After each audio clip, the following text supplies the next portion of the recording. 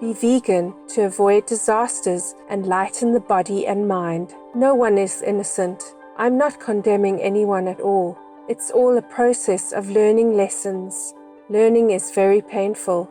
Once you're awakened, however, you see things in a different light, and you know it's all lessons. Look at the mass killing that we do every day in order to keep this body for 100 years.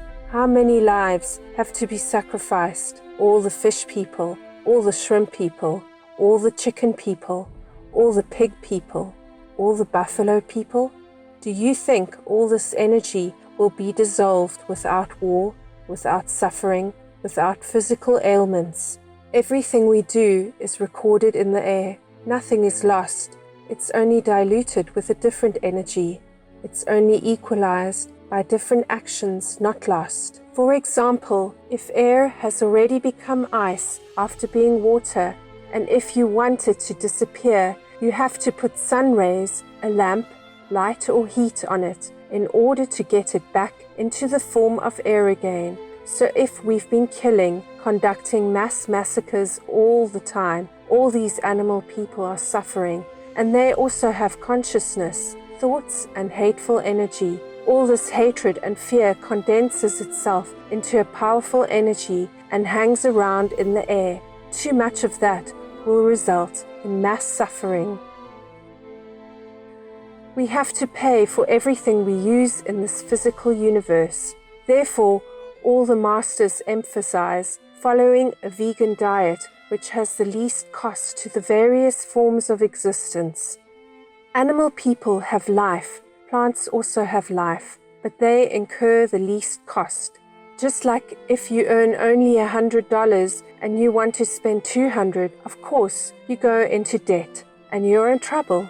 If you try to buy cheap things and satisfy yourself with the minimum cost to live, then you have no worries about debt.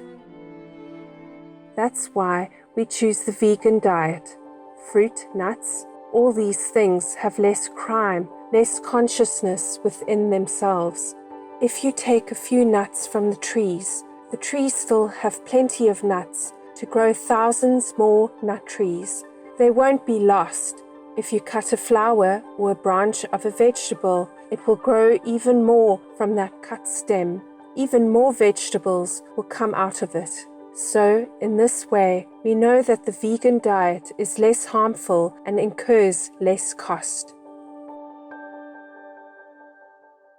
Nowadays, some so-called doctors are still very inclined to the old theory that people need meat to survive. But you can find plenty of books using research from other scientific work and many other doctors who say that meat protein is harmful, toxic, and bad for the body. And they have proven 1,001% of it. So don't listen to one theory alone and be convinced about it. We don't need a meat diet, not at all. No one needs it. Actually, many people are cured of sickness after beginning a vegan diet. Is that courageous enough instead of listening to the other theory? We can be hypnotized into believing in one type of theory and convince ourselves of that theory, and then believe that meat is essential to us. But it's not true. As we all know, most sickness comes from eating meat. Because of the antibiotics fed to animal people, because of the anxiety that produces toxins in animal people's meat. Because we eat all these antibiotics, our body loses its self-resistance to disease. Our body normally can fight disease, but because we're fed so much antibiotic-filled meat, our body becomes weakened and the resistance system goes out of order. Therefore, any kind of disease affects us and ends our lives.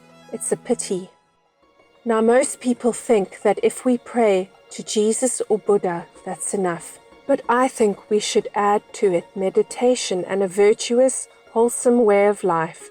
Then we speed up our wisdom and liberation. For example, if we practice together in our method, which we call the Kuan Yin method, just listen to the instructions of God within, see the wisdom of God with a heavenly eye, and keep a vegan diet, and a virtuous way of life, then we fear no sickness. Many of our initiates overcome sicknesses overnight. I mean dangerous ones normally needing operations or resulting in death. Some people just come back from the deathbed out of the power of their virtuous life and the power of the Godhead that protects them.